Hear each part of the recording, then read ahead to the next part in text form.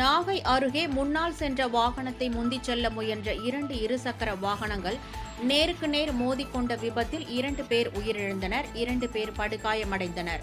திருத்துறைப்பூண்டியைச் சேர்ந்த கார்த்திக் என்பவர் தனது 8 வயது மகன் பிரணவ், ஓரடியம்புலம் ஜீவா நகர் பகுதியைச் சேர்ந்த நண்பர் தாமரை செல்வன் ஆகியோருடன் இருசக்கர வாகனத்தில் வேளாங்கண்ணிக்கு சென்று கொண்டிருந்தார்.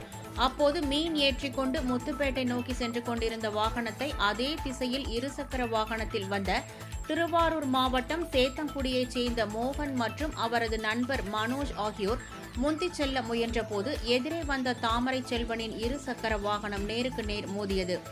இதில் கீழே விழுந்த தாமரை செல்வன் மீது மீன் ஏற்றிச் சென்ற வாகனம் ஏறி இறங்கியதில் அவர் சம்பவ இடத்திலேயே உயிரிழந்தார். கார்த்திக்கை 108 ஆம்புலன்ஸ் மூலம் ஓரந்தூர் அரசு மருத்துவக் கல்லூரி மருத்துவமனைக்கு கொண்டு சென்றபோது அவர் வழியிலேயே உயிரிழந்தார். கார்த்திக்கின் மகன் பிரணவ், மோகன், மனோஜ் ஆகியோர் படுகாயங்களுடன் மருத்துவமனையில் அனுமதிக்கப்பட்டு சிகிச்சை பெற்று வருகின்றனர்.